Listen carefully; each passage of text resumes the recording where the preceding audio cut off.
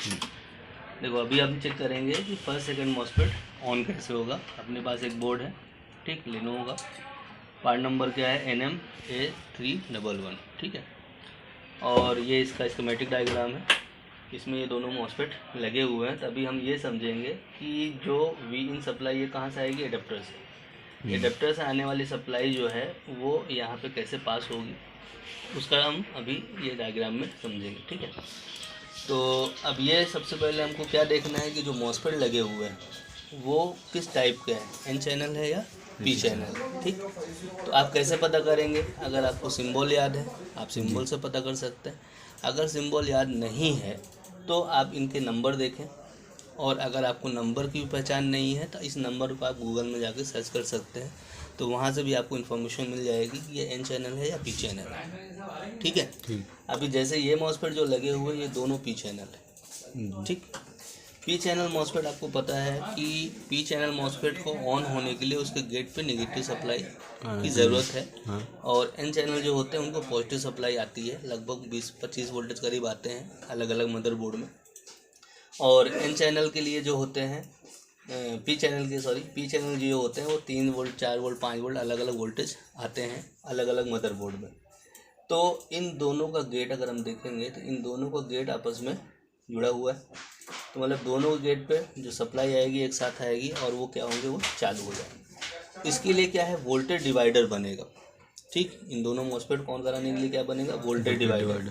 अगर हम voltage divider की बात करें तो वोल्टेज डिवाइडर कैसे बनता है, वोल्टेज डिवाइडर का जो फॉर्मूला होता है वो होता है V in into R2 divided by R1 plus R2, ठीक है।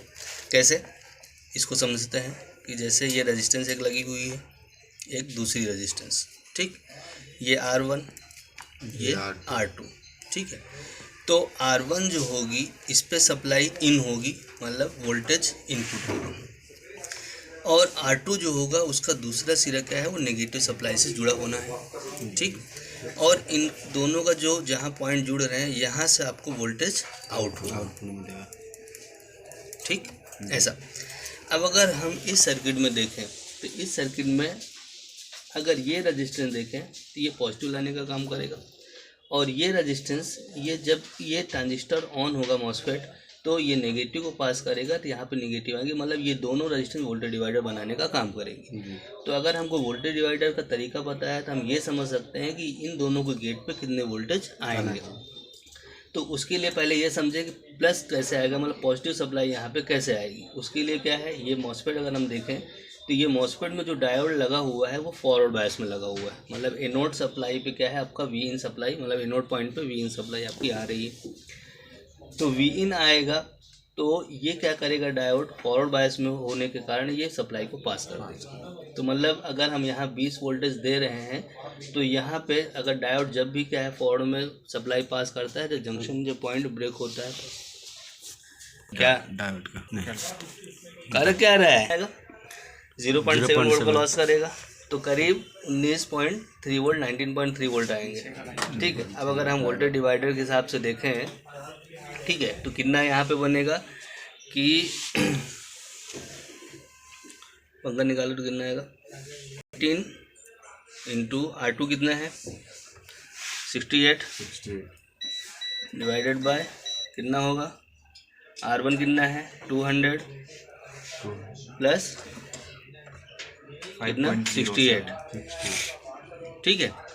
तो 19 इंटू 68 और डिवाइडेड बाय 200 प्लस 68 5.07 कितना 5.07,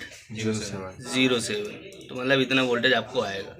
तो इसका मतलब इन दोनों मॉस्फेट के गेट पे कितना चाहिए 5.07, ठीक है। तो 5.07 आएगा तो हमने ये समझा कि भाई वोल्टेज डिवाइडर का जो फॉर्मूला जो तरीका होता है उससे हमको यहाँ पे कितना आएगा 5.07 वोल्टेज आएंगे, ठीक।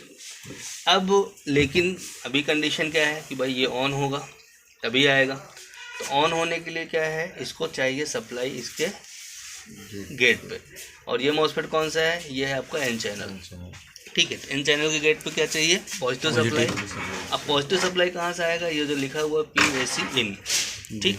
इसके लिए डायग्राम है नीचे, ये यहाँ PAC इन यहाँ से आएगा।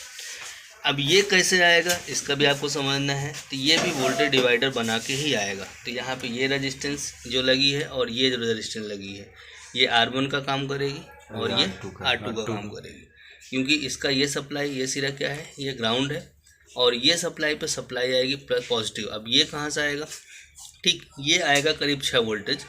और अगर हम इसको वोल्टेज डिवाइडर बनाएंगे तो यहाँ पे हमको 3 पॉइंट समथिंग वोल्टेज मिलेगा, ठीक है। और इसी सप्लाई पे जब ये पॉजिटिव और ये नेगेटिव वोल्टेज डिवाइडर बनाएंगे 3 पॉइंट सप्लाई कुछ मिलेगा, तो इसी सप्लाई पे ये क्या होगा, ये ऑन होगा, ठीक है। अब अगर हम बात करें कि भाई ये सप्लाई कहाँ से आएगी, ठीक, तो ये सप्लाई कहाँ से आएगी, ये लिखा हुआ BQ2437, तो ये IC का नंबर है और ये यहाँ पे आपका मेंशन है, ठीक। तो मतलब ये जो पिन नंबर 16 है IC की, ये यहाँ पे सप्लाई जब मिलेगी तभी क्या है, यहाँ पे PAC मिलेगा और जब यहाँ PAC मिलेगा तब ये मॉसफेट ऑन होगा, तब ये दोनों ऑन होंगे। तो कहने का मतलब यहाँ सप्लाई पहले मिलना ज़रूरी है, तो इसके लिए IC का ऑन होना ज़रूरी है जी। तो IC ऑन होने की रिक्वायरमेंट क्या है, पिन नंबर 20 जो VCC है, इस पे सप्लाई देखो कहाँ से आ रही है, 10 ओम की रजिस्टेंस लगी हुई है जो P2 पॉइंट यहाँ पे दिखा है। ये P2 पॉइंट कहाँ है, यहाँ पे, मतलब जो सप्लाई पे ये ऑन हो रहे हैं वोल्टेज डिवाइडर बनाए के, वही सप्लाई पे आपकी IC भी ऑन होगी। तो IC को क्या मिलेगा यहाँ पे 19-20 वोल्ट, ठीक।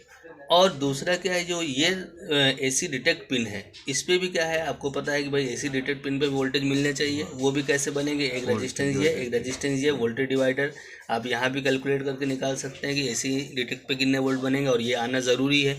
ये नहीं आएगा तो IC ऑन नहीं होगी, ठीक है। तो ये दोनों वोल्टेज जब आएंगे तब ये क्या करेगा, यहाँ से वोल्टेज पास करेगा और यहाँ वोल्टेज जो पास करेगा फिर इस पे ये वोल्टेज डिवाइडर दोनों रेजिस्टेंस बनाएंगे फर्स्ट सेकंड, और यहाँ पे सप्लाई मिलेगी और यहाँ जब सप्लाई मिलेगी तो ये मॉसफेट ऑन होगा, और जब ऑन होगा नेगेटिव पास करेगा तो ये वोल्टेज डिवाइडर बनेगा और दोनों मॉसफेट ऑन हो गए, तो पूरा वोल्टेज करंट यहाँ पे दोनों पास करेंगे।